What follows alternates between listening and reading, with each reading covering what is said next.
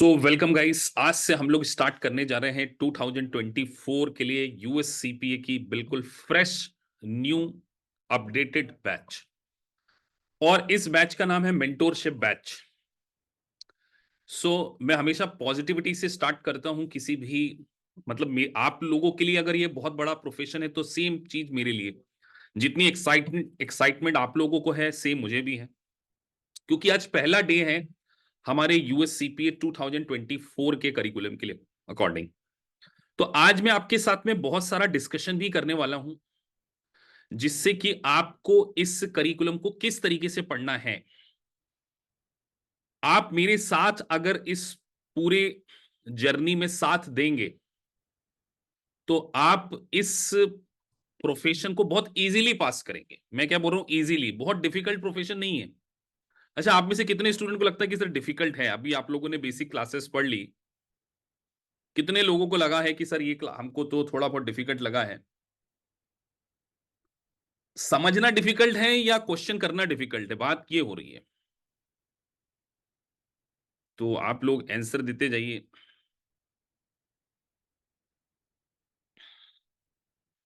Question करना difficult है, कुछ बच्चे ऐसा कहते हैं। आज मैं आपके उस सारे क्वेश्चंस का आंसर भी दूंगा, और मैं आप लोगों से कमिटमेंट चाहता हूं कि आप इंटायर इस जर्नी में कोशिश कीजिए कि 85 टू 90% क्लासेस तो लाइव अटेंड कर ही लीजिए। बहुत सारी चीजें हम इसमें करेंगे, स्किल असेसमेंट, आपके personal doubts, simulations, multiple choice question. मैं पूरी उम्मीद करता हूं कि आप लोग अगर ईमानदारी से डेली 2 आवर, जैसे हमारी क्लास होती है, उस क्लास को खत्म होने के बाद आपने अगर वो लेक्चर को रिवाइज कर लिया, जो मैंने बोला आपने वो कर लिया, प्रोकास्टिनेट नहीं करेंगे आप, तो आपका सीपीए बनना बिल्कुल बहुत मुश्किल काम नहीं है।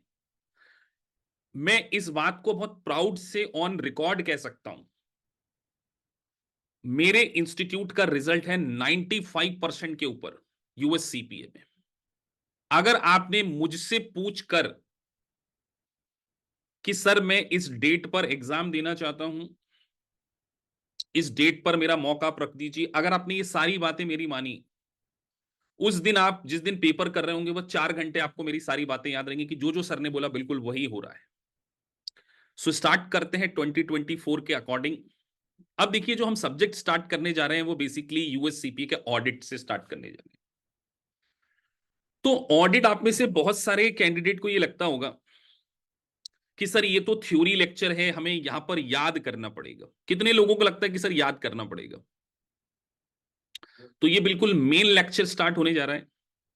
तो एक बात ध्यान रखिए, यहां पर 10 to 15% चीजें ही मेमोरी की हैं, बाकी 80%, मतलब अगर मैं 20% को हटा दूं तो 80% इज ऑल अबाउट एप्लीकेशन है। मेमोराइज तो बहुत ज्यादा नहीं करना है, थोड़ा बहुत करना है। और वो थोड़ा बहुत क्या करना है वो भी हम क्या करेंगे यहां पर डिस्कस करेंगे। तो मैंने आपके सामने एक स्लाइड बनाई है, आप सभी को स्क्रीन प्रॉपरली विजिबल है? प्रॉपरली विजिबल है? एक बार इस बात को कंफर्म कर देना। स्टार्टिंग डे तो किसी को इनकन्वीनियंट ना हो। स्क्रीन सभी को विजिबल है? हैंड रेस करके बता दीजिए। चलिए, सभी को विजिबल है। सबसे नंबर 1 पॉइंट मैंने यहां पर मेंशन किया है, एक अच्छी इंटरप्रिटेशन स्किल बिल्कुल रिक्वायर्ड होगी यूएस सीपीए के ऑडिट सब्जेक्ट को पास करने के लिए। बिना गुड इंटरप्रिटेशन स्किल, इंटरप्रिटेशन का मतलब क्या होता है कि आपको क्वेश्चन के उस कॉन्टेक्स्ट को समझना पड़ेगा कि वो किस ऑब्जेक्ट को लेकर आपसे क्वेश्चन पूछ रहा है। तो जितने भी ऑडिट के क्वेश्चंस होंगे उसमें मेजर पर्सपेक्टिव आपका दो होगा। Either you have to think about the management, और either you have to think about the auditor, और तीसरा होगा जनरल पब्लिक एट लार्ज। इसके अलावा मतलब ज्यादातर तो दो ही होंगे, ऑडिटर के पॉइंट ऑफ व्यू से, मैनेजमेंट के पॉइंट ऑफ व्यू से, और जनरल पब्लिक एट लार्ज, जिसको हम स्टेक होल्डर बोल सकते हैं, लाइक शेयर होल्डर्स, इंप्लॉइज, आपका एसईसी, सिक्योरिटी एक्सचेंज कमीशन। जैसे इंडिया में सेबी होती है वैसे वहां पर एसईसी होती है। गवर्नमेंट्स। तो इन तीन के पर्सपेक्टिव से ही आपको सोचना है। इन्वेस्टर के पॉइंट ऑफ व्यू से भी सोच सकते हैं। बैंक अगर लोन दे रही तो मतलब जो स्टेक होल्डर है उनके प्रोस्पेक्टिव से अगर सोचने की कैपेबिलिटी आप बिल्ड कर लेंगे, आपके सिमुलेशंस ऑटोमेटिकली और मल्टीपल चॉइस क्वेश्चन सही होना स्टार्ट हो जाएंगे। पहली बात। सेकंड नंबर पे मैंने लिखा इंपॉर्टेंट टर्मिनोलॉजीज। कम से कम 40 to 50 टर्मिनोलॉजी में आपको ओवर द पीरियड बताऊंगा। जैसे take example, audit risk, risk of material basis statement, internal control, control deficiency, sufficient and appropriate, audit opinion, disclaimer of opinion, scope limitation, RMM, applicable financial reporting framework, GAAS, generally accepted auditing standard, generally accepted auditing principle. ये terminology इतनी ज्यादा जरूरी है कि इसकी clear understanding आपको होना चाहिए। तो सेकेंड इंपॉर्टेंट चीज क्या है? इंपॉर्टेंट टर्मिनोलॉजी आपको बुक देखना ना पड़े, आपको बुक की रीडिंग ना करना पड़े। कोई आपसे पूछे कि ऑडिट रिस्क क्या होता है, what is the difference between audit risk और डिटेक्शन रिस्क, आपका दिमाग में तुरंत थॉट क्लियर होना चाहिए कि जो डिटेक्शन रिस्क होती है वो ऑडिटर के लेवल पर होती है, कि जब ऑडिटर किसी कंपनी के फाइनेंशियल स्टेटमेंट को ऑडिट करता है तो वो चाहता है कि डिटेक्शन रिस्क का को वो किस लेवल पर डिटरमाइन कर सकता है। वो सारा हम सीखेंगे। ऐसा कोई भी पॉइंट नहीं होगा जो मेरे इस लेक्चर में आपको इसका आंसर नहीं मिलेगा। तीसरा बहुत इंपॉर्टेंट है बेसिक अकाउंटिंग। अब आप बोलोगे सर ऑडिट के पेपर में अकाउंटिंग की क्यों रिक्वायरमेंट है? आप लोगों ने मेरे फंडामेंटल लेक्चर को अटेंड किया था, मैंने आपको बहुत सारे सिमुलेशंस कराए लाइव क्लास में, जिसमें आपको आइडिया लग गया होगा कि सर बेसिक अकाउंटिंग भी हमारी बहुत ज्यादा स्ट्रांग होनी चाहिए। तो अगर आपकी अकाउंटिंग वीक है तो ऑडिट में आपको थोड़ा बहुत स्ट्रगल करना पड़ सकता है। और ये जो वर्ड देख रहे हैं आप, मैंने लिखे हुए साइड में, accept, not, most likely, preclude, least likely, appropriate, inappropriate, insufficient, 78 multiple choice question में से कम 10 क्वेश्चन आपको इन वर्डों से रिलेटेड देखने को मिल जाएंगे। तो जब कभी भी आप सॉफ्टवेयर में से प्रैक्टिस करने जाएंगे, इन वर्ड को देखते समय अपने दिमाग में एक बात ध्यान से रख लेना कि यार ये वर्ड की गलत अंडरस्टैंडिंग के कारण पूरा प्रोविजन में गलत पड़ सकता। दूसरी बात, 80% मुझे आपसे स्कोर चाहिए हमारे ग्लैम रिव्यू प्रोवाइडर के हर मल्टीपल चॉइस क्वेश्चन चैप्टर में। कितने स्टूडेंट आज मुझे ये प्रॉमिस करने को रेडी हैं कि सर जब तक 80% नहीं आएगा लॉजिकल, हम अगली यूनिट को नहीं उठाएंगे? क्या आप लोग एक कसम खा सकते हो आज? कितने स्टूडेंट इस बात को लेकर एक प्लेज लेते हैं कि सर हम आज आपको ये वादा करते हैं इस क्लास में कि अगर 20 यूनिट्स हैं, 20 यूनिट्स में अगर हर यूनिट में हमारा 80% लॉजिकल नहीं होगा तब तक हम एग्जाम नहीं देंगे। जरा सभी लोग हैंड रेज कर दो इस बात के ऊपर। मैंने भी हैंड रेज कर दिया कि बिना 80% स्कोर किए किसी भी यूनिट में, मतलब जिस दिन भी आप मुझे अपनी यूनिट में दिखा दोगे सर लॉजिकली 80% मेरा सब्जेक्ट कंप्लीट है इंक्लूडिंग एमसीक्यू इंक्लूडिंग सिमुलेशन, उसी दिन एग्जाम देने की बात मैं आपसे करूंगा। क्लास में 44 स्टूडेंट है राइट नाउ, और जो अराउंड जितने भी स्टूडेंट वीडियोस देख रहे हैं, बहुत सारे बच्चे नहीं आए, वो भी आज अपने आप से एक वादा कर ले कि सर बिना 80% 80% स्कोर किए हम एग्जाम नहीं देंगे। मैं आपको एक लाइव एग्जांपल दिखाता हूं, चलिए। अब सर ये बात आप क्यों कह रहे हो? कल रिजल्ट आया 27 दिसंबर को। बहुत सारे स्टूडेंट से हम लोग आने वाले समय में उनको बुलाएंगे हमारी क्लास में जो हमसे पास होते हैं। एक स्टूडेंट के बारे में आपको बता रहा हूं, उनकी परफॉर्मेंस दिखा रहा हूं आपको सामने स्क्रीन दिख रही है। सिमुलेशंस का स्कोर देखेंगे सबसे पहले अपन। किसका देखेंगे? सिमुलेशंस का। 81 स्कोर आया स्टूडेंट का, 81। 83, 80, 83, 97, 61, कुछ में 61 भी होगा, लेकिन अगर एवरेज करेंगे तो 80 हो जाएगा कि नहीं हो जाएगा? देख लो आप, 80 से कम नहीं होगा। 97, 94, 87, 81, इधर 72 तो एवरेज हो गया। ये स्कोर है सिमुलेशंस में। और कोई चार्टर्ड अकाउंटेंट नहीं है ये स्टूडेंट, पहली बात, कि वो सीए हो तो सर उसने बहुत आसानी से कर लिया, नहीं। बीकॉम स्टूडेंट, ऑडिट में 84 मार्क्स आए, तो सर ये बात होगी। चलिए हम एमसीक्यू में चेक कर लेते हैं, एमसीक्यू में भी देख लेते हैं कि सर एमसीक्यू में क्या स्कोर रहा था। तो एमसीक्यू में भी ऑन एन एवरेज 75 के ऊपर है, 80 भी है कह सकते हैं। देख लीजिए आप, ये देख लीजिए आप, दिख रहा है आपको? तो आज आप मुझसे एक वादा करते हैं सभी लोग, सर याद करके नहीं, लॉजिक से। किससे? लॉजिक से हम आपको ये वादा करते हैं आज कि बिना 80 के स्कोर के हम लोग एग्जाम नहीं देंगे। ये बात आप लोगों के साथ में मैंने आज आप लोगों से एक कमिटमेंट ले लिया है। क्या ले लिया है? कमिटमेंट।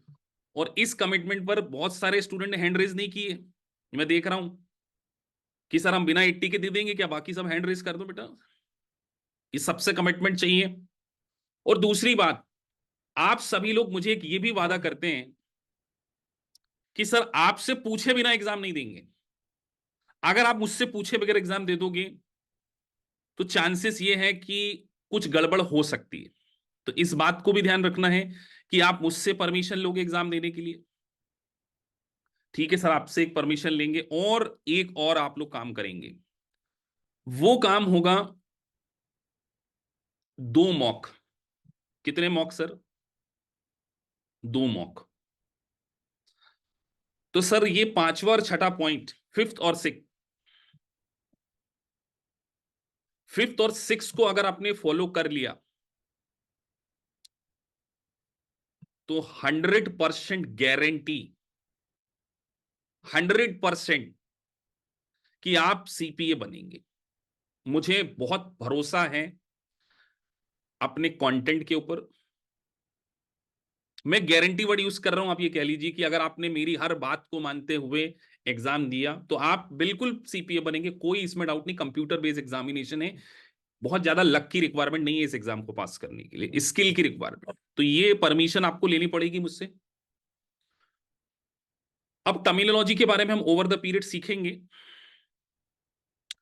और आपको क्या क्या चीजें मिलेंगी वो भी हम ओवर द पीरियड यहां पर डिस्कस करने। अब आप लोगों को एक काम ये करना है कि अपना अपना ग्लैम सॉफ्टवेयर सबसे पहले आप लोग टीम से बोलकर आज के लेक्चर के बाद कल शाम तक आप सभी का, जिनका ग्लैम का सॉफ्टवेयर एक्टिवेट नहीं हुआ है, वो अपनी ग्लैम के सॉफ्टवेयर को एक्टिवेट करवा लें। सबसे पहला काम। आपने अगर इस बैच को ज्वाइन किया है तो ये मेरी ड्यूटी है कि आपको समझ में सब कुछ आए। तो आप लोगों ने कसम खाई कि सर हम आपसे पूछे बिना एग्जाम नहीं देंगे 80%, तो मैं आपके सामने एक प्लेज में भी लेता हूं, आपको एक भी ऐसा पॉइंट नहीं होगा इस क्लास में जो मैं समझा नहीं पाऊंगा। सरस्वती माता का आशीर्वाद लेके हम आज बैच को स्टार्ट करने जा रहे हैं। मैं बहुत पॉजिटिव रहता हूं पढ़ाते समय। मैं एक ह्यूमन बीइंग हूं, मुझसे गलतियां हो सकती हैं, लेकिन मेरी पूरी कोशिश रहेगी कि ऐसा कोई भी पॉइंट आप लोगों को ऐसा ना हो जो समझ में ना आए। बीइंग ए टीचर मेरी पूर्ण, बोलते ना, एक ऑनेस्ट कोशिश आप लोगों के साथ में रहेगी कि आपको सब कुछ समझ में आए। लेकिन कोर्स की एक लिमिटेशंस भी होती है कि कुछ बेसिक लेवल ऑफ अंडरस्टैंडिंग आपकी होनी चाहिए। अब जैसे मैंने यहां पे वर्ड यूज किया प्रिक्लूड,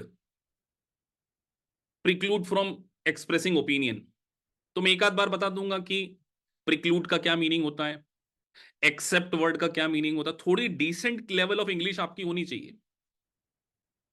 अब जैसे मुझसे एक बार एक स्टूडेंट ने पूछा था, सर आप इन्वेस्टर और इन्वेस्टी में क्या डिफरेंस होता है? तो ये थोड़ा सा फिर एक एज टीचर थोड़ी सी लिमिटेशन हो जाती है कि कई बार इन्वेस्टर और इन्वेस्टी का डिफरेंसेस बताना। तो मैं इतनी एक्सपेक्टेशन आपसे करता हूं कि इस प्रकार के क्वेश्चन आप ना पूछें। इतनी एक्सपेक्टेशन तो रखूं कि नहीं, इन्वेस्टर और इन्वेस्टी ये तो सभी को पता है ना कि इन्वेस्टर किसको बोलते हैं, इन्वेस्टी किसको बोलते हैं। जैसे कई बार मैं बोलूंगा लेसर और लेसी, मैं बोलूंगा ट्रांसफरर और ट्रांसफरी। डिसेंट लेवल की इंग्लिश आपकी होनी चाहिए, तभी आप ऑडिट के पेपर को पास कर पाएंगे। अगर डिसेंट इंग्लिश नहीं है तो थोड़ा सा मुश्किल होगा। क्लासेस हमारी ओन लैंग्वेज में, जिस लैंग्वेज में हम बात कर रहे हैं, तो समझ में पूरा आएगा आपको। तो ये सारी चीजें। अब उसके बाद एक गलत तरीके से सॉफ्टवेयर यूज नहीं करना, उसके बारे में भी हम आज बात करने जा रहे हैं। क्योंकि अगर आपने गलत तरीके से सॉफ्टवेयर यूज किया तो वो भी दिक्कत हो सकती। तो सर गलत तरीके से कैसे नहीं करना है, तो स्टेप क्या होगी, आपके पढ़ाई की स्टेप क्या है, उसके बारे में हम बात करने जा रहे हैं।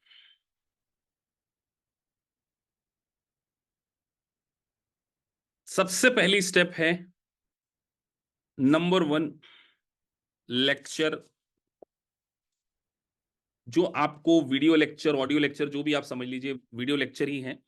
लेक्चर को आपने 100% वॉच करना है, 100%। नंबर 1 स्टेप आपकी यही होने वाली है कि सर आपने मेरे लेक्चर को देख लिया। नंबर 2, नोट्स में आपको प्रोवाइड करने वाला हूं। नोट्स होंगे 2 कैटेगरी के, एक AKPIS इंस्टीट्यूट के और एक होंगे आपके ग्लैम सॉफ्टवेयर के। ठीक है, तो मैं आपको अपने नोट्स भी बता देता हूं।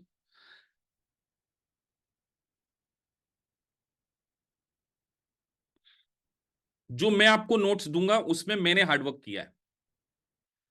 आपको वो बहुत सारी चीजें जो आपको एग्जाम में काम आएंगी, उन चीजों को मैं यहां पर रेड कर दूंगा, कुछ जगह एग्जाम्पल बना दूंगा। सारे रिव्यू प्रोवाइडर्स को बहुत अच्छे से स्टडी करने के बाद ये नोट्स डिजाइन में करूंगा ऑडिट में। Because audit is very very technical as comparatively other subjects. तो आपको मेरे नोट्स तो पढ़ना ही है। और जब आप मेरे नोट्स को एक बार पढ़ लें तो आप एक बार ग्लैम की बुक्स को भी क्या कर सकते हैं, रेफर कर सकते हैं। बट अगर आपने ग्लैम की बुक्स को रेफर नहीं भी किया तो भी चल जाएगा, लेकिन इस नोट्स को आपने पढ़ना है। नोट्स आपको प्रॉपरली LMS में मिल जाएंगे, डिजिटल फॉर्म में, फिजिकल नहीं मिलेंगे, ये डिजिटल फॉर्म में मिलेंगे। इसको आप अपनी कन्वीनियंट के पॉइंट ऑफ व्यू से प्रिंट आउट करवा सकते हैं। और ये नोट्स रिव्यू प्रोवाइडर्स के कंटेंट को ध्यान में रखकर उनमें मैंने डिजाइन किया है। तो सारी चीजें अपडेटेड हैं 2024 के अकॉर्डिंग। ये सारे नोट्स मैं आपको प्रोवाइड करूंगा, इसी नोट से हम लोग पढ़ेंगे, तो आपको आसान काम हो जाएगा। तो एक तो आपको ये करना है। दूसरी बात हो गई, नोट्स पढ़ना है। तीसरी बात, नंबर 3, आप AKPIS के भी पढ़ सकते हैं, ग्लैम के भी पढ़ सकते हैं। उसके बाद आपको एक बार फ्लैश कार्ड पढ़ना है। फ्लैश कार्ड के बारे में मैं आपको बताने जा रहा हूं। फ्लैश कार्ड भी आपको दिए जाएंगे, उसको भी आपने रीड करना है। नंबर 4, MCQ स्टार्ट करना। तो MCQ करना कैसे, यही सबसे इंपॉर्टेंट बात है। जब भी आप ग्लैम सॉफ्टवेयर में जाएंगे, ऐसे आपको एक विंडो जो दिखेगी, हम ओपन करते हैं। अभी हम MCQ बारे में बात कर रहे हैं, सिमुलेशंस के लिए अलग से बात करेंगे। तो MCQ में प्रैक्टिस एग्जाम, स्टडी सेशन और परफॉर्मेंस स्टैटिस्टिक, ये 3 विंडो आपको देखने को मिलेंगी। तो सबसे पहला काम, प्रैक्टिस एग्जाम को आप, जब मैं आप लोगों को बोलूंगा कि आप मुझे अपनी प्रैक्टिस एग्जाम की रिपोर्ट भेज दें, तब आप मुझे भेजेंगे। तो सबसे पहले आप जाएंगे स्टडी सेशन पे, ऐसे क्लिक करेंगे।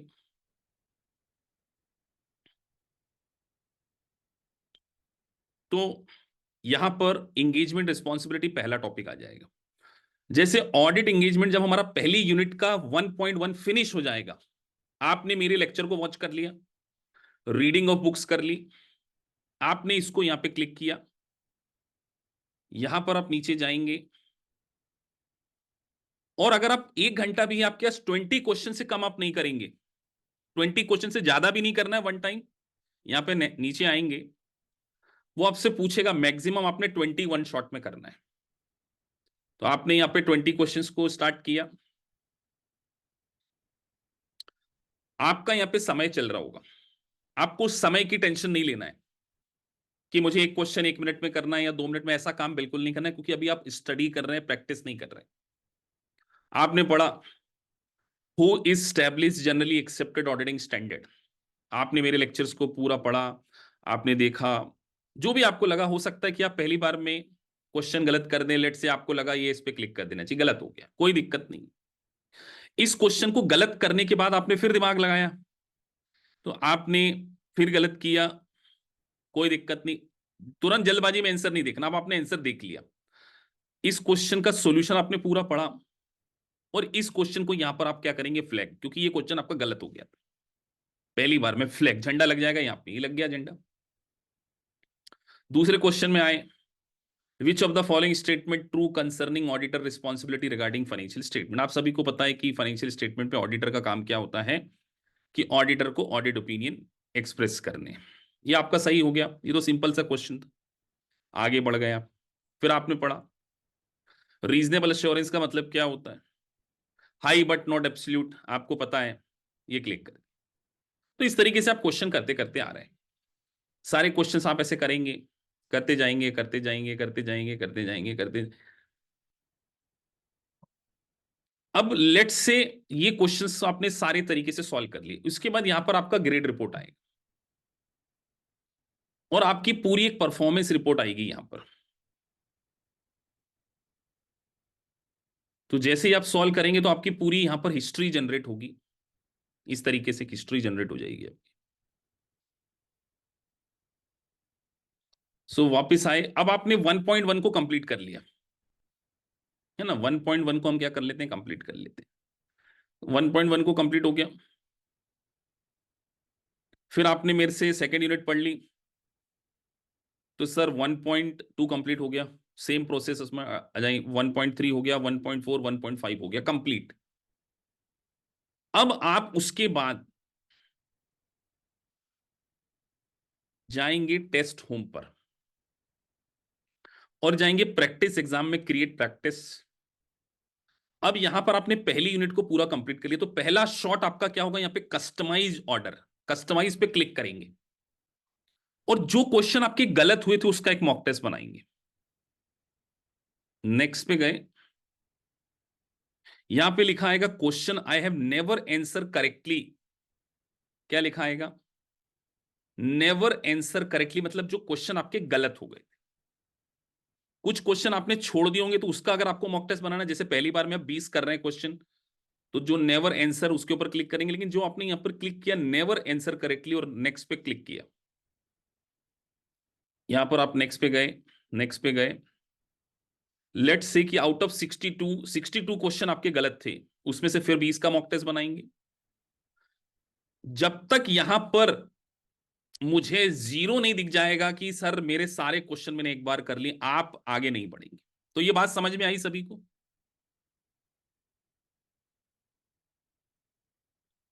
तो नवनीत मैं आपसे बात करूंगा। हाँ, तो अभी आपको ये समझ में आ गया कि सर एमसीक्यू की पहली अप्रोच क्या ना, सभी को समझ में आ गया है ये बात, कि सर एमसीक्यू की पहली अप्रोच क्या होगी, एग्री है सभी इस बात से कि इस तरीके से सॉल्व करना है। अब जब आपने सब कुछ कर लिया, मेरे नोट्स बना लिए, तो अब उसके बाद लास्ट मोमेंट आएगा सुपर 30 पॉइंट, नंबर 5 आएगा सुपर 30 पॉइंट। जो आप गलतियां कर रहे थे, जो आपको अच्छा लगा, वो सुपर 30 पॉइंट आप बनाएंगे, कोशिश कीजिए एक्सेल पे बनाएं, जैसे यहां पर एक स्टूडेंट ने मुझे बना के भेजा हुआ है, ये उसने बनाया है। अब सुपर 30 पॉइंट में उसने क्या क्या चीजें रखी, जैसे उसको मटेरियल वीकनेस और सिग्निफिकेंट वीकनेस में, सिग्निफिकेंट डिफिशियंसीज में हमेशा कंफ्यूजन रहता था कि सर मटेरियल वीकनेस क्या है और सिग्निफिकेंट डिफिशियंसी, तो उसने उसको अपनी लैंग्वेज में लिख लिया। उसको हमेशा ये डाउट था कि एक ऑडिटर को, मैनेजमेंट को सिग्निफिकेंट डिफिशियंसीज के ऊपर रिपोर्ट करना है, तो वो कौन सी डेट पे करना होता, तो उसने लिख लिया communication of all deficiency should be made not later than 60 date after the audit release date. ये बड़ी इंपॉर्टेंट डेट है कि आफ्टर रिलीज डेट के बियॉन्ड हम कम्युनिकेशन नहीं कर सकते, तो आप ऐसे हाईलाइट कर लो ऐसे। अब उसने जब ये सारी चीजें कही, तो उसके ऐसे पॉइंट्स बनते गए बनते गए बनते गए। अब उसको कुछ डाउट्स लगे सिमुलेशंस में कि यार सर सिमुलेशंस में कुछ पॉइंट्स में मैं अटक जाता था, तो उसने यहाँ पे एक बना लिया सेम्स इंपॉर्टेंट पॉइंट। जो उसको लगता था, जैसे उसको लगता था कि जो टाइप 2 रिपोर्ट्स होती है उसका क्या लॉजिक होता, तो ये पॉइंट्स वो अपने यहाँ पे लिखता गया। तो हर चैप्टर में से उसके 30-40 पॉइंट्स बनते गए, तो ऐसे 20 यूनिट हैं। 20 यूनिट में अगर आप 40 पॉइंट्स बनाएंगे तो कितने पॉइंट बन जाएंगे मुझे बताइए। 20 इंटू, मैं 50 मान लेता हूं आपके। मुझे बताओ इस 1000 पॉइंट्स को रिवाइज करने में कितना समय लगेगा, जरा लिखो। 1000 पॉइंट्स को वापस से रिवीजन करने में कितना समय लगेगा, एक अप्रोक्सीमेट टाइम। 1000 पॉइंट को, मेरा ऐसा मानना है 1000 पॉइंट मतलब आपकी 50 पेज की बुक्स या 70 पेजेस की बुक्स। 70 पेजेस क्या आप उन्हें हायर साइड 8 आवर्स में नहीं पढ़ पाएंगे क्या? एक दिन before exam, 1 day before exam, late से आपका एग्जाम है 29 जनवरी, 27 जनवरी को बैठकर वो 1000 पॉइंट्स को प्रॉपर रिवीजन करके आप एक कॉन्फिडेंटली एग्जाम देने जाएंगे कि यार जो मेरी गलतियां होती थी, जहां मैं अटकता था, मैं उनको पहले से कर चुका हूं। लेकिन ये पॉइंट्स कब बना पाओगे आप?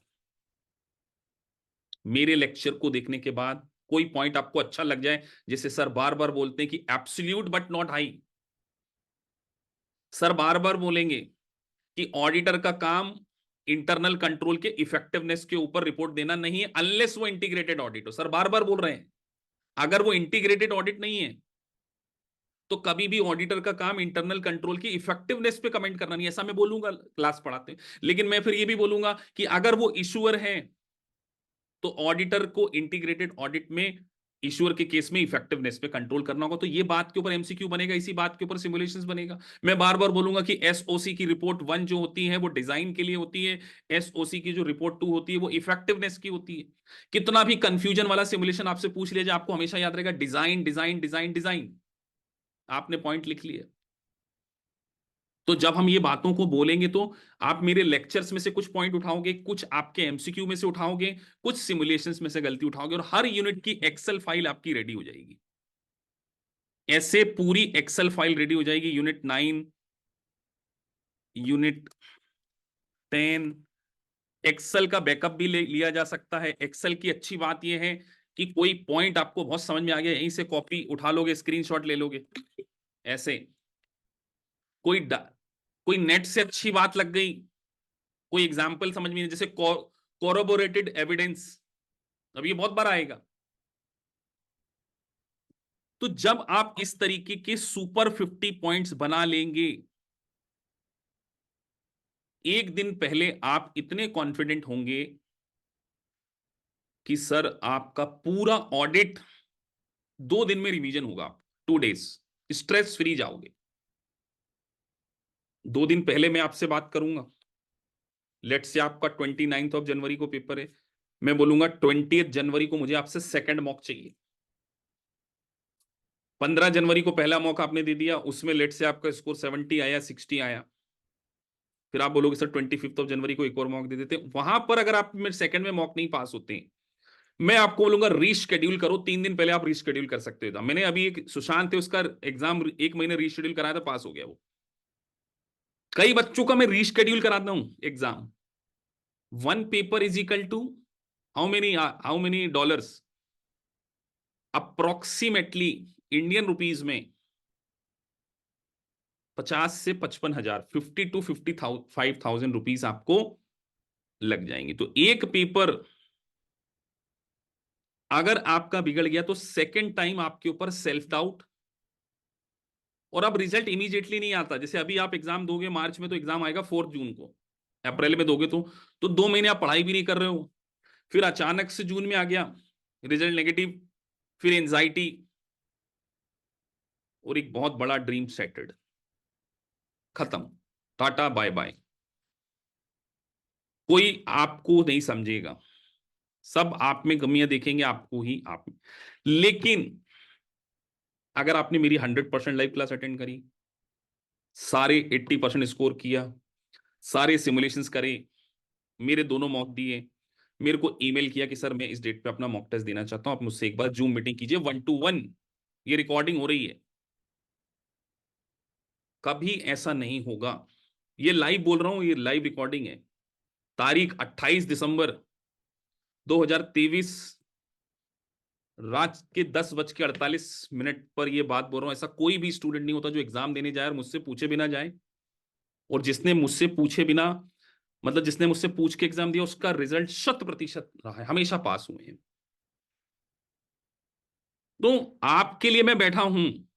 सीपीए मेरे लिए बहुत बड़ा प्रोफेशन है, आपके लिए भी है, सिमिलर मेरे लिए भी है। तो आपको ये सारी चीजें करनी है। तो एमसीक्यू में इस तरीके से करना है, इस तरीके से आपको पढ़ाई करना है। तो 28 दिसंबर को हम लोग स्टार्ट कर रहे हैं। जनवरी फरवरी 20 मार्च से 15-20 मार्च के आसपास हमारा कोर्स कंप्लीट हो जाएगा। 1 महीने की आप वापस से रिवीजन करोगे, मई में आप एग्जाम देके इसको पास कर लोगे, ऐसा मैं मानता हूं। चलिए, तो आप किसी के कोई क्वेश्चन हो तो मुझसे एक बार पूछ लीजिए, ताकि मैं लेक्चर को स्टार्ट कर सकूं। पहला डे था तो मैंने 50 मिनट्स बोल लिया कंसिस्टेंटली, कि आपको सॉफ्टवेयर कैसे रन करना है, पढ़ाई कैसे करनी है। और किसी के कोई क्वेश्चन हो तो पूछ लीजिए पहले, नहीं तो फिर मैं लेक्चर को स्टार्ट करूंगा। 20-30 मिनट्स तो स्टार्ट कर ही लेते हैं। Sir handwritten note point, हाँ हैंड रिटन बना लीजिए। मैं तो कह रहा एक्सेल पे बनाएंगे तो भी चल जाएगा, कॉपी पे बनाए तो भी चल जाएगा, अपनी अपनी मर्जी है। हाँ जी, बुक्स भी आपको फिजिकल भी मिलेगी। सो अगर आप ऑडिट के लिए प्रिपरेशन कर रहे हैं तो ऑडिट के लिए मोहम्मद कर सकते हैं। सॉफ्टवेयर आपको आज ही मिल जाएगा। अच्छा, टीम से बात करके आप लोग सॉफ्टवेयर अपना एक्टिवेट करवा लीजिए, वो कर देंगे। चलिए, तो अब हम लोग स्टार्ट करेंगे। एलएमएस में आपको लेक्चर कहां मिलेंगे वो एंड में मैं आपको बता दूंगा।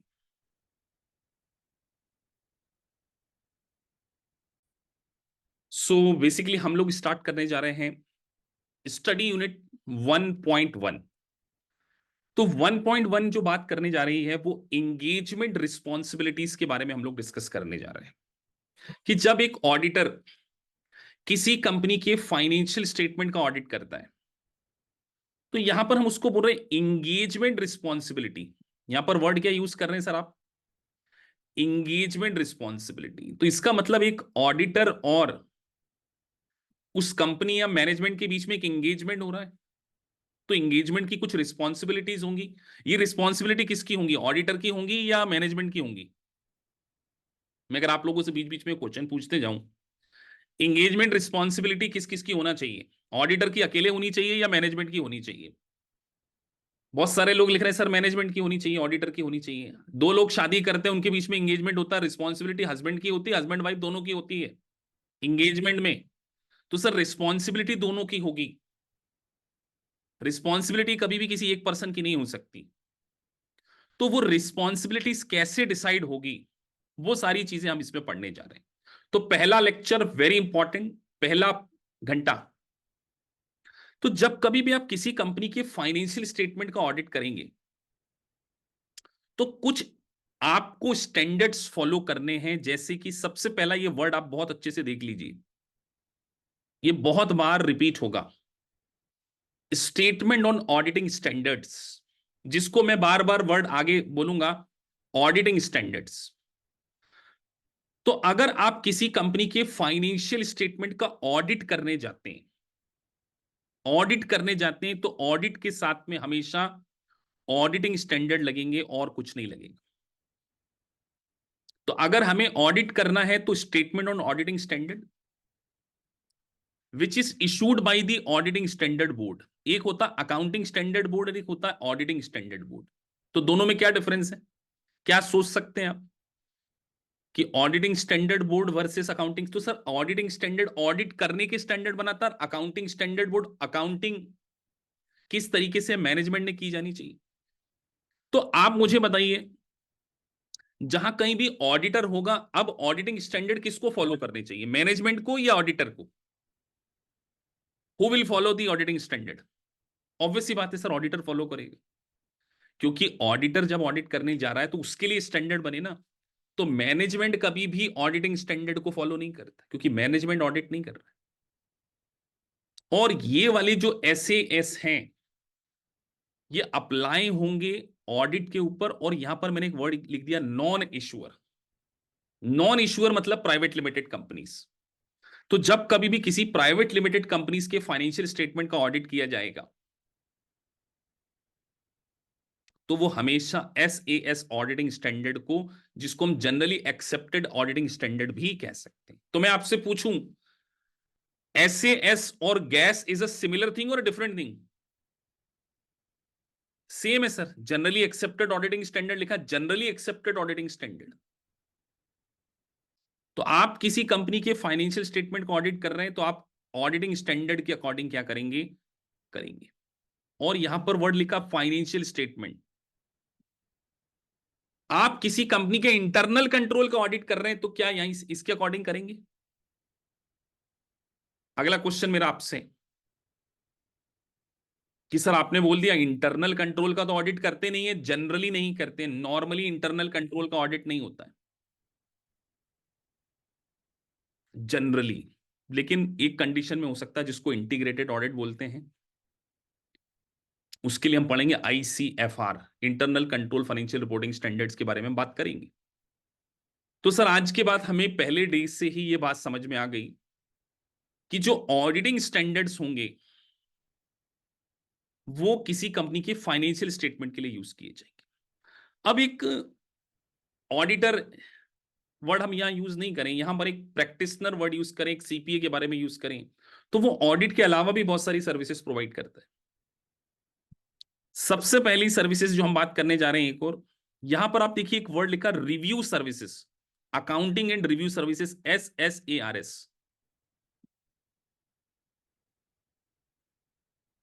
अब यहां पर रिव्यू सर्विसेज और ऑडिटिंग की सर्विसेज डिफरेंस है। तो प्रिपरेशन, कंपाइलेशन, रिव्यू, इसके लिए स्टैंडर्ड ऑन ऑडिटिंग नहीं लगेंगे, इसके लिए लगेंगे review services standard, SS, statement on standard for accounting and review services. तो आप आखिरी के दो वर्ड याद रख लीजिए, अकाउंटिंग एंड रिव्यू सर्विसेज।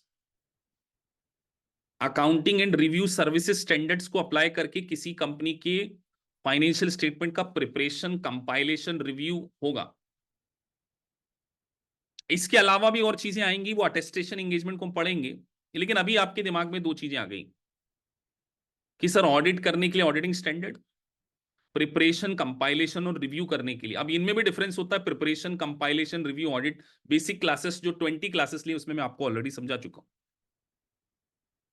ठीक है सर, ये बात समझ में आ गई।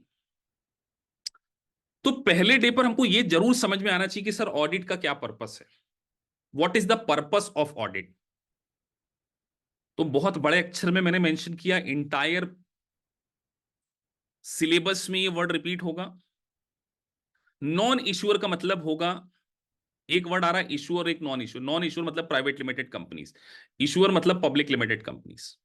अब मैं आपसे एक क्वेश्चन पूछता हूं, क्या गवर्नमेंट कंपनीज है इश्यूअर और नो? गवर्नमेंट कंपनी को इश्यूअर कह सकते हैं क्या? कितने लोगों को लगता है सर गवर्नमेंट कंपनी इश्यूअर हो सकती है? हो सकती है या होनी ही चाहिए? दोनों में फर्क है।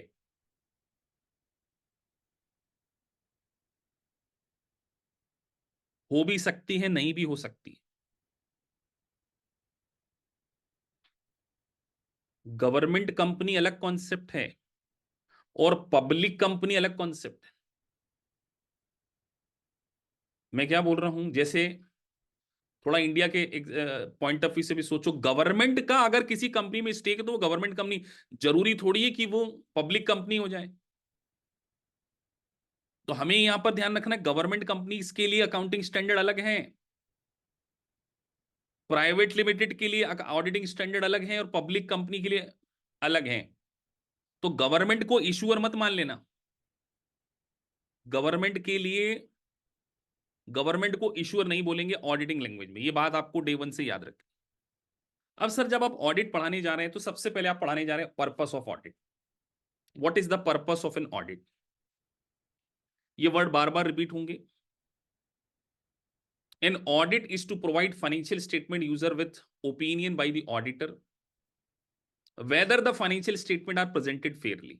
तो सबसे पहला काम, बीइंग ए ऑडिटर आपका एक बहुत बड़ा काम है कि आपको किसी भी कंपनी के फाइनेंशियल स्टेटमेंट का आप ऑडिट करने जा रहे हैं, तो आपको यह देखना है कि वो फाइनेंशियल स्टेटमेंट प्रेजेंटेड फेयरली है या नहीं। अब ये फेयरली वर्ड का मतलब क्या होगा वो हम समझेंगे। एक वर्ड लिखा रहा, all material respect accordance with the applicable financial reporting. तीन बातें, मतलब अगर आप किसी कंपनी के फाइनेंशियल स्टेटमेंट का ऑडिट करते हैं तो सबसे पहला काम आपको यह देखना है कि वो फेयरली प्रेजेंटेड तो नहीं, उसमें किसी प्रकार का कोई मिस स्टेटमेंट तो नहीं है। अब मैं आपसे एक बात क्वेश्चन पूछता हूं, एक कंपनी ने अपने फाइनेंशियल स्टेटमेंट बनाए, उसमें उसे एक एक्सपेंडिचर किया जिसको उसने कैपिटलाइज करना था, लेकिन उसने उसको रेवेन्यू मान लिया, फेयरली प्रेजेंटेड और नॉट? मैं आपसे पूछ रहा हूं, आपने एक प्लांट एंड मशीनरी खरीदी या एक प्रॉपर्टी लीज पे ली, उसको as per auditing accounting standard आपने कैपिटलाइज करना था, आपने उसको एक्सपेंडिचर मान लिया। तो क्या एक ऐसा एक्सपेंसेस जो बैलेंस शीट के आइटम का था आपने उसको पीएनएल में डाल दिया, तो क्या हम ऐसे कंपनी के फाइनेंशियल स्टेटमेंट को ये कह दें कि वो फेयरली प्रेजेंटेड नहीं है? सर कुछ इंफॉर्मेशन मिसिंग है उसमें, तो वो मटेरियल रिस्पेक्ट में कंप्लीटेड नहीं है। और यूएस गैप बोलता है कि financial statement as per accrual basis बनना चाहिए, तो आपने आपके फाइनेंशियल स्टेटमेंट को अक्रूवल बेसिस पे नहीं बनाया, तो तीनों बातें मिसिंग हो गई।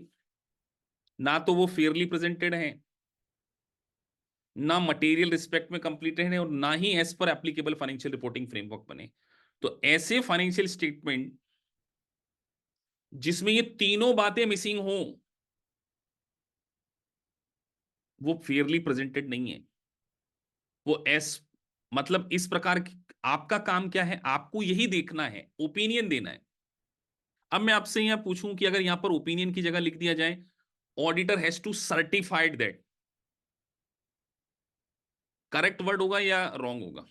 एक एक वर्ड बोला।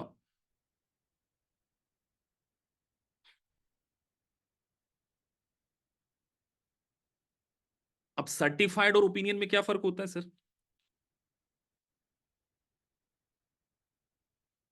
सर्टिफाई में सामने वाले को आप इस बात के लिए एक तरीके से गारंटी दे रहे हो ना, सर्टिफाई की मैंने वाउचिंग कर ली है कि फाइनेंशियल स्टेटमेंट में कोई भी मिस्टेक नहीं है। तो ध्यान रखिए, ऑडिटर सर्टिफाई नहीं करता है, ऑडिटर का काम केवल ओपिनियन देना होता है। सर्टिफाई वर्ड को आप हट इग्नोर कर देंगे। और अगर मैं यहां पर एक और वर्ड यूज कर लूं, we have audited instead of that we have examined, किस वर्ड को आप ज्यादा बेटर मानोगे?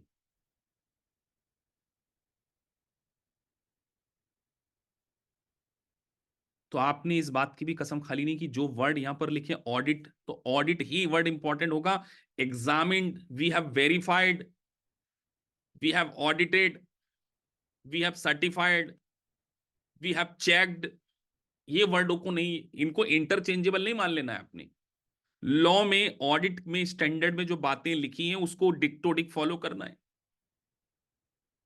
तो आज के बाद ये तीन वर्ड कभी भी यूज नहीं करोगे, we have checked, we have certified, we have examined, कभी यूज नहीं करोगे। क्या यूज करोगे? ऑडिटेड। ऑडिटर रिस्पॉन्सिबिलिटी ऑडिट करना है, सर्टिफाई करना नहीं है, एग्जामिन करना नहीं है ऑडिट में, ये ध्यान रखना है। जब आप किसी कंपनी के फाइनेंशियल स्टेटमेंट का ऑडिट करते हो तो एक ऑब्जेक्ट होता है कि आप कंपनी के फाइनेंशियल स्टेटमेंट का ऑडिट करने जा रहे हैं। तो यहां पर एक बहुत इंपॉर्टेंट टर्मिनोलॉजी लिखी है, the overall object of the auditor in conducting an audit of the financial statement. बार बार मैं यह वर्ड यूज कर रहा हूं, फाइनेंशियल स्टेटमेंट्स। जरा फाइनेंशियल स्टेटमेंट के नाम बताइए मुझे।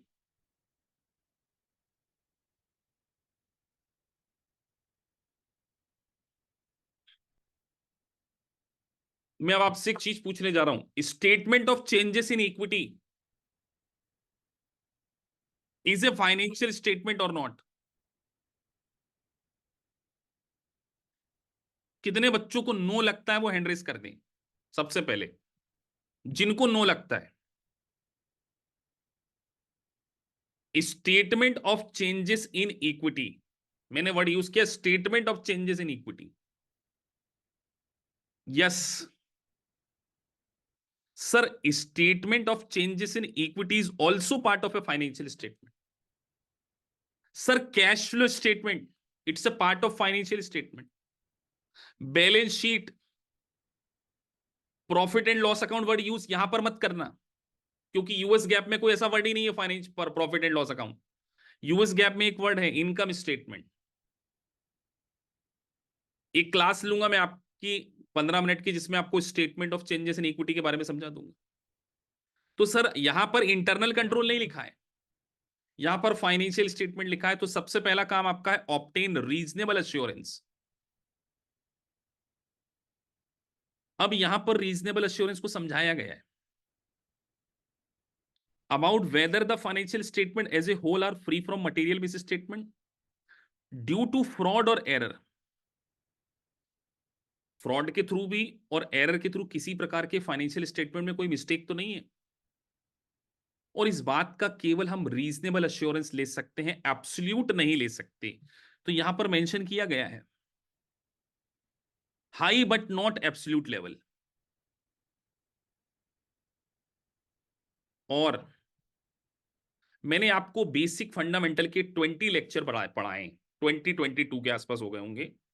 अब मैं आपसे एक क्वेश्चन पूछता हूं, ओपिनियन देने के लिए आपके पास क्या होना चाहिए? जिन्होंने बेसिक क्लासेस पढ़ी है वो इस बात को नीचे मेंशन करें चैट बॉक्स में। 22 घंटे 22 घंटे के भी ऊपर क्लासेस हैं वो, मैं देखना चाहता हूं कितने लोग लिखते हैं। सभी ने लिखा कि सर अगर हमें ओपिनियन एक्सप्रेस करना हो तो हमें उसके लिए ऑडिट एविडेंस चाहिए। तो हमेशा ध्यान रखिए रीजनेबल अश्योरेंस के पीछे का ग्राउंड हमेशा क्या होगा? Audit evidence. मतलब सर एक ऑडिटर बिना ऑडिट एविडेंस को गैदर किए कभी भी अश्योरेंस नहीं दे सकता। तो रीजनेबल अश्योरेंस के साथ में एक वर्ड आ रहा है sufficient and appropriate audit evidence. और एक और वर्ड है to reduce audit risk as a low level. हम कभी भी रिस्क को कंप्लीटली एलिमिनेट नहीं कर सकते। बताइए क्यों नहीं कर सकते? मैंने आपको बेसिक क्लासेस में बता दिया, ये कौन बताएगा? ये बात मैं चेक करना चाहता हूं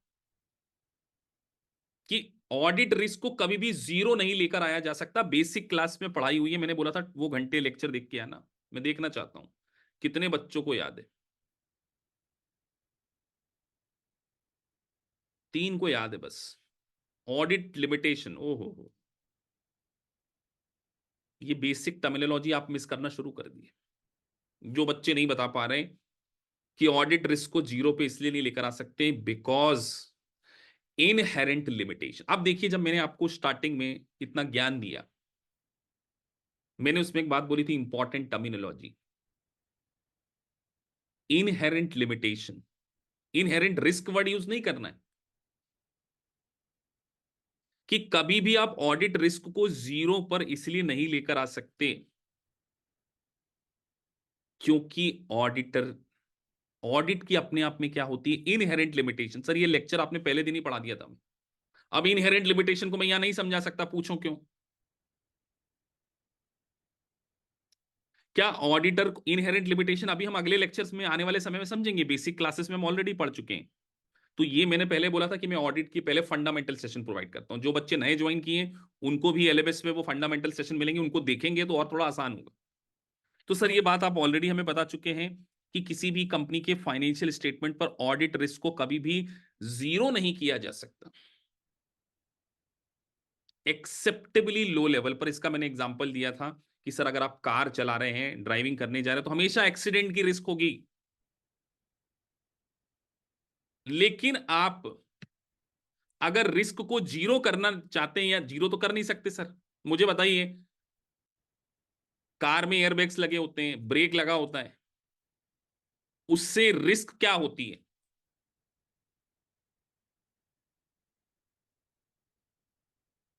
रिस्क क्या? रिड्यूस होती है या एलिमिनेट होती है? तो देखो ये दोनों में डिफरेंस है, तो कभी भी ध्यान रखना, एलिमिनेट नहीं कर सकते आप। कार में ब्रेक लगे, हैंड ब्रेक लगा हुआ है, एयर बैग्स लगे हुए हैं,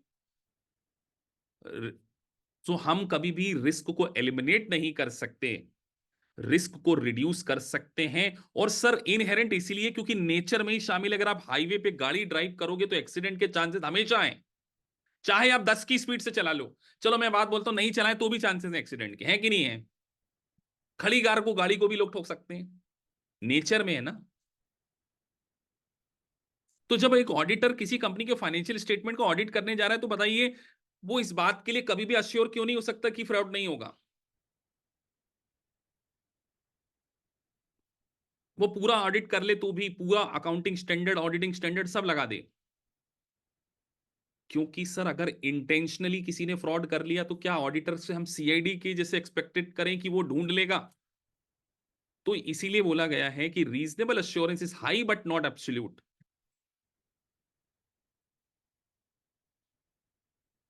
और जब भी आप ऑडिट करने जाएंगे,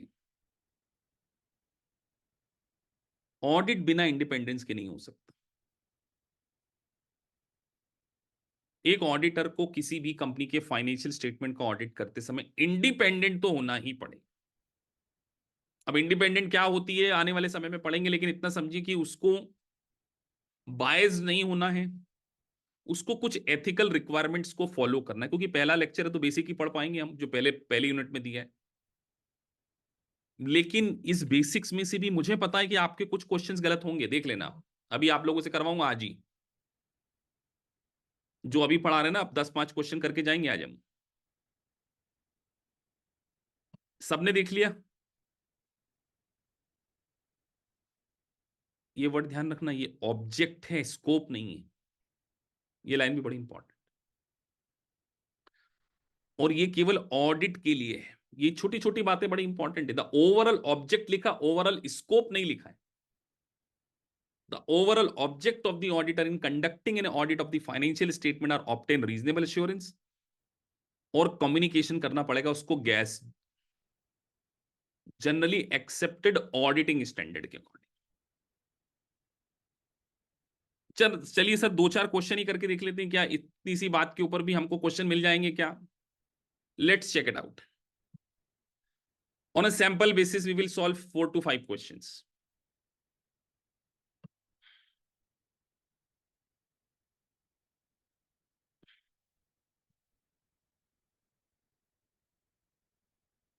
आप लोग अपने सॉफ्टवेयर जरूर एक्टिवेट करा लेना, जिससे कल आप लोग, कल जो नेक्स्ट लेक्चर होगा उसको करने के बाद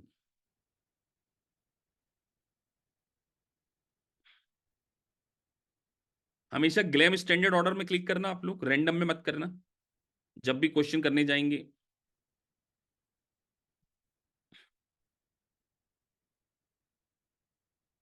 चलिए पहला क्वेश्चन आप लोगों के सामने आया है, auditor responsibility regarding the financial statement. तो अभी हमने पढ़ा है, चलो आंसर नहीं भी लिखा होता तो आप बता देते, ऑडिटर की क्या रिस्पॉन्सिबिलिटी, सामने आंसर नहीं देखा। What is the responsibility of the auditor?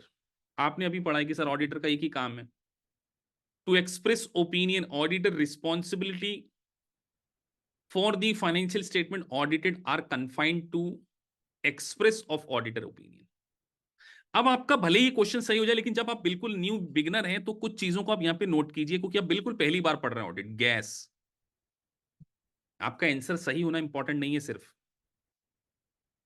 आपका इंपॉर्टेंट सही लॉजिक से सही होना जरूरी, कि ये बात किस में लिखी है, generally accepted auditing standard required that auditor report to state whether the financial. तो देखिए ऑडिटर को, अब एग्जामिनर यहां से भी क्वेश्चन पूछ सकता है कि ये बात ऑडिट रिपोर्ट में लिखनी पड़ेगी। मैं आपको ये भी चीजें समझाना चाह रहा हूं। अच्छा, ये इंप्लाइड एक्सप्लिसिटली है या इंप्लाइड वे में? इट इज एक्सप्लिसिट और इम्प्लिसिट। अब ये वर्ड इंग्लिश का छोटा सा वर्ड है,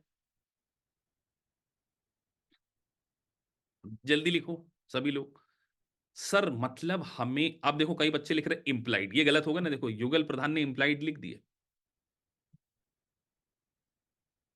क्या ये इंप्लाइड है या स्पेसिफिकली गैस में बोला है कि फाइनेंशियल स्टेटमेंट का ऑडिट करते समय specifically mention in the report, मतलब ऑडिट रिपोर्ट देते समय आपको स्पेसिफिकली मेंशन करना पड़ेगा। गैस रिक्वायर्ड दैट, ये स्टेट का मतलब ये है। तो सिर्फ आंसर सही होना इंपॉर्टेंट नहीं है। गैस रिक्वायर्ड ऑडिटर रिपोर्ट, देखो यहां पे वर्ड आया, ये काम की चीज थी आपके लिए। ये क्वेश्चन सही हो गया, जरूर थोड़ी सीपी के एग्जाम में यही क्वेश्चन पूछा जाएगा क्या आपसे? वो ये पूछ सकते हैं क्या ऑडिट रिपोर्ट में इस बात को मेंशन करना होगा, ये या अज्यूम किया जाएगा? तो आप में से बहुत सारे हो सकता है अज्यूम कर लो ना, तो पढ़ो। सर मतलब आंसर सही होने के बाद हम उसको पढ़ने की कोशिश करेंगे। Audit report to state whether the financial statement are presented fairly in all material respect according with the applicable financial reporting framework. तो सर ये एक्सप्लिसिटली मेंशन किया जाना चाहिए। अभी बेसिक क्वेश्चन करना है हमने।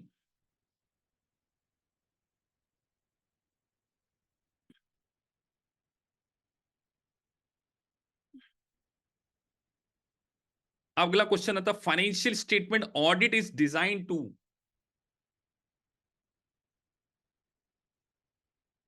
तो अब यहां पर भी वर्ड आया क्योंकि हमें मीनिंग को समझना है कि सर फाइनेंशियल स्टेटमेंट ऑडिट का जो डिजाइन किया है आपको देख के समझ में आ जाएगा। रीजनेबल और एब्सोल्यूट आया तो ये तो हो नहीं सकता, इंटरनल कंट्रोल पे हो नहीं सकता, तो ये अपने को पता है कि यही है। अब यहां पर भी कई बार स्टार्टिंग में पढ़ो, overall object include obtaining reasonable assurance about whether the financial statement as a whole are free from material statement. This determination permit auditor to express opinion whether the financial statement are presented fairly in all material respect in accord, मतलब ये तीन बातें हमको नींद में भी कोई उठा के पूछे, Fairlie, all material respect, accordance with the applicable financial reporting framework, ये तीन तो कीवर्ड हैं ही सर ओपिनियन एक्सप्रेस करने के लिए। अब बार बार सर आप बोल रहे थे कि इंटरनल कंट्रोल की मटेरियल वीकनेस के ऊपर हमको काम करना है, इसको जरा क्लिक करो। यहां पे स्पेसिफिकली लिखा है, audit is not designed to provide assurance regarding the internal control or identify significant vacancies। लेकिन उसके बाद एक however वर्ड लिखा हुआ है जो आने वाले समय में आप पढ़ोगे फ्यूचर में। Audit of the public companies are required to include reporting expression opinion of internal control. इसका क्या मतलब, आप क्या कंक्लूजन निकाल कर जाओगे? जरा लिखो इस बात को 2 लाइन में कि सर आपने एक बात हमको बता दी कि इंटरनल कंट्रोल की वीकनेस को बताना नॉन इश्यूअर के केस में तो कंपलसरी नहीं है। नॉन इश्यूअर मतलब प्राइवेट लिमिटेड, लेकिन पब्लिक कंपनी के केस में स्पेसिफिकली मेंशन है, however audit of public company मतलब issuer are required to include report on expressing of opinion of internal control. तो जो आपका सुपर 20 पॉइंट बनेगा उसमें एक पॉइंट क्या बनेगा कि सर प्राइवेट लिमिटेड कंपनी के केस में इंटरनल कंट्रोल के ऊपर एक्सप्रेस ऑफ ओपिनियन नहीं होता, बट पब्लिक कंपनी के केस में इंटरनल कंट्रोल के ऊपर रिपोर्ट दी जाती है। याद रहेगी ये बात। तो कई बार गलत क्वेश्चन से भी आप सीखोगे। सीखना इंपॉर्टेंट है, क्वेश्चन सॉल्व करना इंपॉर्टेंट नहीं है।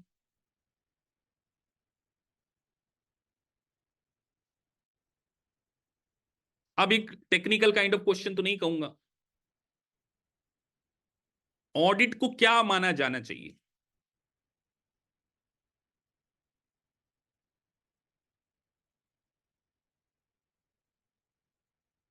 मैं देखना चाहता हूं कितने बच्चे लोग इस क्वेश्चन का आंसर लॉजिक से दे पाते हैं।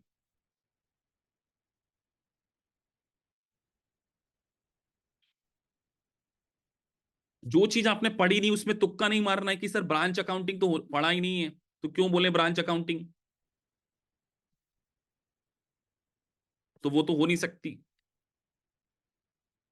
Discipline that enhance the degree of confidence that user can place in the financial, तो पढ़ते से दिमाग में आना चाहिए कि अगर एक इंडिपेंडेंट ऑडिटर ने किसी कंपनी के फाइनेंशियल स्टेटमेंट को ऑडिट किया तो उसके यूजर का कॉन्फिडेंस बढ़ जाएगा, बढ़ेगा कि नहीं बढ़ेगा, आप मुझे बताओ। एग्जाम में ये गलती नहीं करना है बस। फिर भी हम पढ़ेंगे, मुझे पता है यही आंसर सही है, फिर भी हम ये पढ़ेंगे एग्जाम में ये गलती मत करना कि दूसरा आते से समय आ गया, इसको टिक कर दिया, पूरा पढ़ो। Professional activity that major communication, financial, business data. क्या हम बिजनेस डेटा पे केवल एक कम्युनिकेशन करने के लिए आए हैं? क्योंकि उन्होंने यहां पर एक वर्ड ये भी तो लिखा, बेस्ट। ये बहुत इंपॉर्टेंट वर्ड है, इन चारों में बेस्ट ढूंढना है अपने को। कोई रेगुलेटरी फंक्शन क्या लॉ बोलता है? वो बोलता तो है कि ऑडिट कराना कंपलसरी है, लेकिन बेस्ट तो यही है।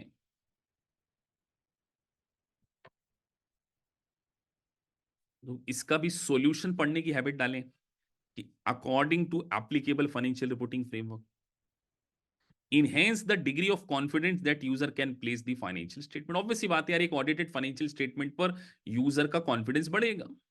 तो यहां पर बी और डी में डाउट नहीं होना चाहिए दीपक अतर, अगर यहां पर अपने को जल्दबाजी नहीं करना है। अब क्या ये भी तो सही है, लेकिन बेस्ट क्या सही है? मैं ये नहीं बोल रहा कि पूरी तरीके से गलत है, लेकिन बेस्ट क्या है? बेस्ट का क्या मतलब होता है? गुड और गुड, बेटर, बेस्ट में आपको बेस्ट चूज करना है ना। एक प्रोफेशनल एक्टिविटी तो है, कम्युनिकेशन तो करते ही है कंपनी के फाइनेंस, लेकिन क्या वही रीजन है?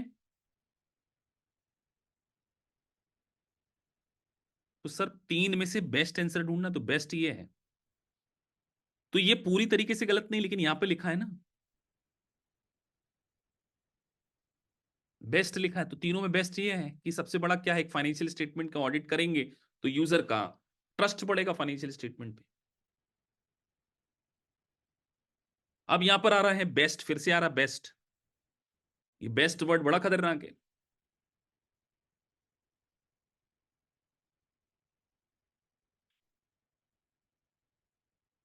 Independent CPA perform audit of the financial statement of issuer. क्या हमारा काम फ्रॉड को सर्च करना है? क्या एक डिसिप्लिन है जिससे फाइनेंशियल स्टेटमेंट को अटेस्टेशन करना है? क्या फाइनेंशियल स्टेटमेंट पे केवल कम्युनिकेशन करना है, या एक ऐसा काम जिससे कि issuer improper financial statement issue कर दे? इन चारों में से सबसे बेस्ट क्या लग रहा है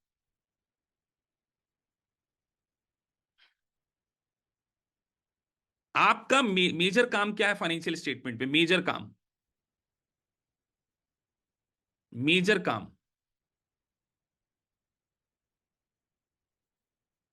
फाइनेंशियल स्टेटमेंट के ऊपर इन ओपिनियन एक्सप्रेस करना।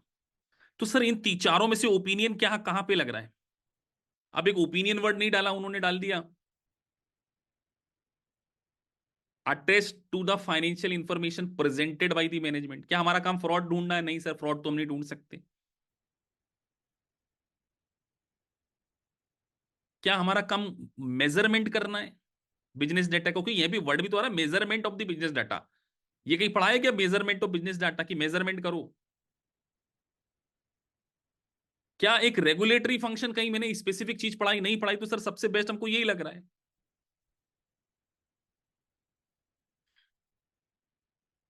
तो आप यहां पर एक एक लाइन को पढ़ो। क्या हमारा काम यह है कि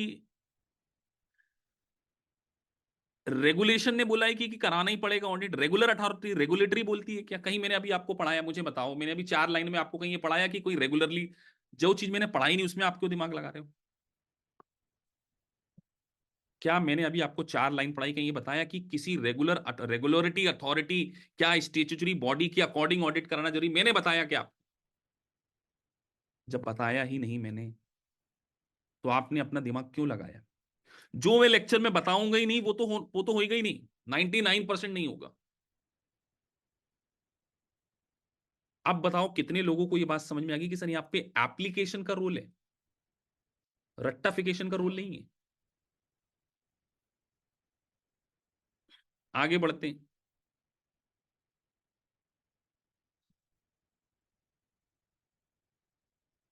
इन audit of financial statement of Camden corporation being conducted by the external auditor, the external auditor is expected to express your opinion। Sir express opinion 2 बार आ गए। तो सर दूसरा वाला तो ज्यादा बोल रहा, अट्रैक्टिवनेस ऑफ कैंडेम्ड इन्वेस्टमेंट पर्पस। मतलब हम क्या किसी कंपनी के फाइनेंशियल स्टेटमेंट को अट्रैक्टिव बनाने के लिए ओपिनियन एक्सप्रेस करते? नहीं सर, तो ये तो पहला ही वाला सही है।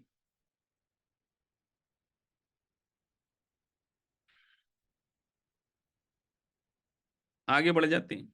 देखो एक ही जो हमने एक पन्ना पढ़ा उसके ऊपर क्वेश्चन आना शुरू हुआ, 8-10 क्वेश्चन कर दिए हमने।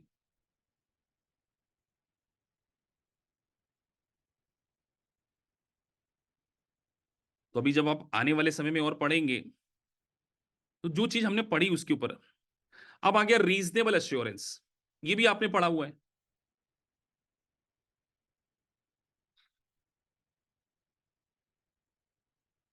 तो सर आपने जो पढ़ाया था हाई बट नॉट एब्सोल्यूट, वो ही आ गया। ऐसे को तो सच बोल रहा हूं, जितने बच्चे एग्जाम देकर आते हैं, आधा घंटा टेलीफोन पे बात करता हूं और पूछता हूं बेटा एमसीक्यू कैसे आए, बोले सर ग्लैम के बाहर तो आते ही नहीं है, कागज पे लिख के ले लो। जब पेपर दे रहा हूं मेरी आज की बात याद रखना, एमसीक्यू सरल आएंगे, पहला टेस्टलेट ऐसा आएगा आपका हो जाएगा 35 मिनट्स में, आपको लगेगा अरे हम तो पास होने वाले हैं। दूसरा लेवल आएगा एमसीक्यू का, थोड़ा सा टेक्निकल। तो जब हमारी नेक्स्ट क्लास जो 2-2.5 घंटे की होगी, उसमें हम खुल के डिस्कस करेंगे। और आज क्योंकि हमारा ओरिएंटेशन सेशन था, पहला सेशन था, तो हमने उसको 1 घंटा 20-25 मिनट समझाए।